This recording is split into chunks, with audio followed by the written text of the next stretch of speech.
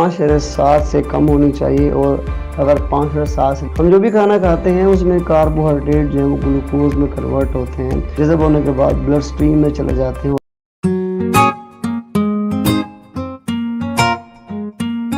Hello everyone, this is Kashif Ali, you are watching your favourite YouTube channel Seeker with Kashif Ali. और आज का topic हमारा diabetes के ऊपर है। आज के टॉपिक के अंदर हम देखेंगे कि डायबिटीज़ क्या है और डायबिटीज़ की वजूहात क्या हैं और डायबिटीज़ की क्या क्या सिम्टम्स हैं और किस तरह से आप ये डायग्नोज कर सकते हैं कि किसी पेशेंट को डायबिटीज़ है या नहीं है। और इसका सबसे बड़ा बेनिफिट ये है कि आप ये असेसमेंट कर सकते हैं क्या वो कहीं डायबिटीज़ तो नहीं है। डायबिटीज़ पाकिस्तान और दुनिया भर में सबसे ज़्यादा पाया जाने वाला मर्ज है। तो ये देखते हैं कि डायबिटीज़ क्या है, what is in actual diabetes. सबसे पहले बात करते हैं डायबिटीज़ की हिस्ट्री के हवाले से। तो डायबिटीज़ की हिस्ट्री 3000 साल पुरानी है। इसकी सबसे पहले नंबर पर जो हमारे पास शवाहिद मिलते हैं वो 1550 BCE मिस्र के अंदर, जिनका नाम हैसरा है, उन्होंने सबसे पहले इसकी इस्तेलाह को इस्तेमाल किया। दूसरे नंबर पे हमारे पास जो है वो इब्न सीना की बुक्स के अंदर भी हमारे पास जो है इसके काफ़ी सारे शवाहिद मिलते हैं। नंबर 3 पर हमारे पास इंडियंस आयुर्वेदिक बुक, जिसको हम चरागा संहिता का नाम देते हैं, इसके अंदर भी हमारे पास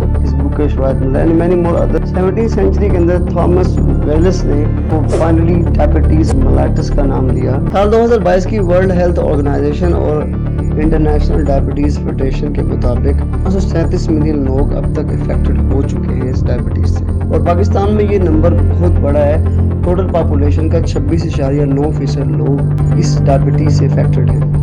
4 में से 3 लोग जिनकी उम्र 20 साल से लेकर 79 साल की उम्र तक है, या तो वो डायबिटिक पेशेंट है या फिर वो प्री डायबिटीज है, मतलब उनको डायबिटीज होने वाली है। डायबिटीज की डायग्नोज के हवाले से बात करते हैं कि किस तरह इसकी तशखीस। सबसे पहले नंबर पर हमारे पास आने वाला टेस्ट फास्टिंग ब्लड शुगर, जिसको हम FBS कहते हैं, या इसको फास्टिंग ब्लड ग्लूकोज भी कहते हैं, जिसको डॉक्टर अक्सर प्रिस्क्राइब करते हैं FBG के नाम से भी।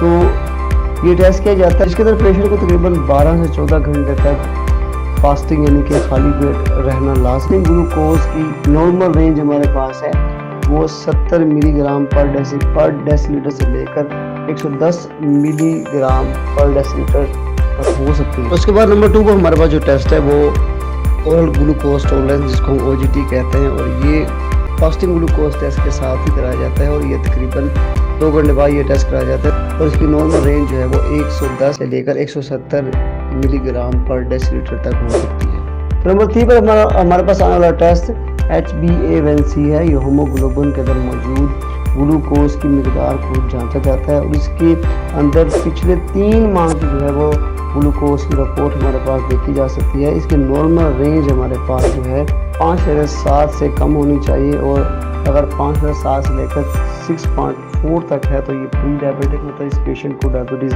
होने के मराहिल के अंदर है।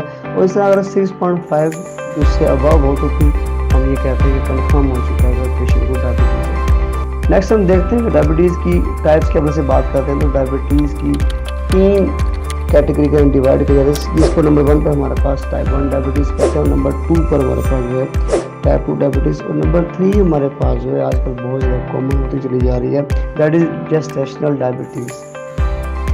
हम टाइप 1 डायबिटीज़ की बात करते हैं तो टाइप 1 डायबिटीज़ समझने से पहले हमें ये समझना होगा कि इस तरह हम खाना खाते हैं जो है वो स्टमक से होते हुए ग्लूकोज में कन्वर्ट होती है। ग्लूकोज में कन्वर्ट होने के बाद ब्लड स्ट्रीम के अंदर शिफ्ट हो जाती है और ब्लड स्ट्रीम से ये इंसुलेटिक हार्मोन जो है इसको हमारी जिस्म के अंदर छोटे छोटे सेल्स के अंदर जज़ब करवा देते हैं। इंसुलिन हार्मोन हमारे पास स्टमक के करीब पैंक्रियाज यानी कि लबलबा से रिमूव होता है। इसके अंदर मौजूद 2 किस्म के सेल्स हुआ करते हैं। पहले नंबर पर हमारे पास अल्फा सेल और दूसरे नंबर हमारे पास बीटा सेल्स आते हैं। और ये बीटा सेल्स बंद हो जाएं, काम करना छोड़ दे, तो इंसुलिन का सेक्रेशन, उसका अखराज लबलबे से बंद हो जाता है। इस कंडीशन को हम टाइप 1 डायबिटीज़ कहते हैं। इसके बाद नंबर 2 पे हमारे पास आने वाली डायबिटीज है और टाइप 2 डायबिटीज़ है। टाइप 2 डायबिटीज़ के अंदर हम जो भी खाना खाते हैं उसमें कार्बोहाइड्रेट जो है वो ग्लूकोज में कन्वर्ट होते हैं और वो हमारे इंटेस्टाइन से जज़ब होने के बाद ब्लड स्ट्रीम में चले जाते हैं।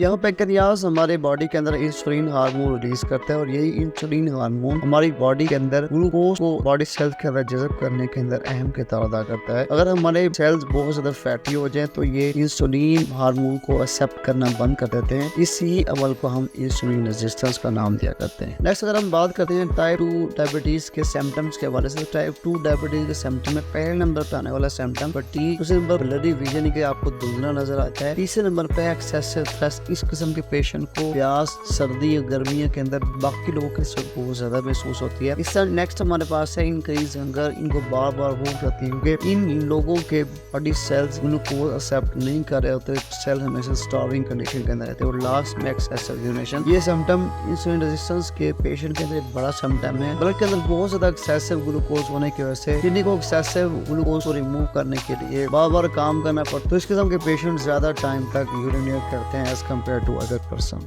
लास्ट में हमारे पास नंबर 3 पे आने वाला type of diabetes gestational diabetes है। तो जेस्टेशनल डायबिटीज फीमेल्स को 20 to 28 weeks during their pregnancy देखा जाने वाला कंडीशन है। इसकी सिम्टम बहुत सारे हैं। इनमें पहले नंबर पर वुमेन प्लेसेंटा लैक्टोजन HPL जो कहते हैं, डिक्रीज इंसुलिन प्रोडक्शन, इनके हार्मोनल इम्बैलेंस, इनकी बॉडी के अंदर हार्मोनल इम्बैलेंस होने की वजह से इंसुलिन की प्रोडक्शन थोड़ी सी स्लो डाउन हो जाती है, इसी वजह से इनका ग्लूकोज लेवल हाई होता है। इस तरह हैवी वेट, ऐसी फीमेल जिनका वेट बहुत ज्यादा हाई है, ओवर वेट है, तो इनको भी जेस्टेशनल डायबिटीज हो सकती है।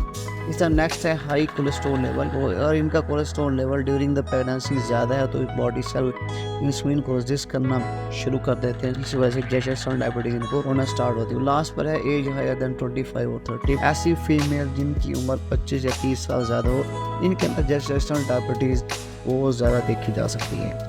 नेक्स्ट हम बात करते हैं इन किस्म के डायबिटीज के सिम्टम्स के वजह से। तो इसके फीमेल्स को एक्सेसिव थ्रस्ट, प्यास बहुत ज़्यादा लगती है, इस तरह फ्रीक्वेंट यूरिनेशन, बार बार उनको यूरिनेट करना पड़ता है, इस तरह वेट गेन, इनका वेट बहुत ज़्यादा बढ़ जाता है। याद है कि प्रेग्नेंट वूमेन के अंदर बेबी का जो वेट होता है एवरेज वेट जो है वो 11 kg तक हुआ करता है। तो इस तरह लास्ट में है इंक्रीज हंगर, इनको बार बार भूख लगती है। तो ये कुछ सिम्टम्स हैं। दोस्तों ये था हमारा आज का टॉपिक डायबिटीज़ के ओवरव्यू के वजह से। आपको हमारी वीडियो कैसी लगी कमेंट बॉक्स में लाजमी बताइएगा। अगर आपको हमारा वीडियो अच्छा लगा हो तो दोस्तों के साथ लाजमी शेयर करें। अगर हमारे चैनल पर नए हैं तो लाजमी सब्सक्राइब ताकि हमारी आपकी हेल्थ जर्नी जारी रहे। तो वीडियो में आज तक के लिए इतना ही। नेक्स्ट मिलेंगे नए लेक्चर के साथ, नई वीडियो के साथ। तब तक के लिए इजाज़त, बाय बाय, अल्लाह हाफिज़।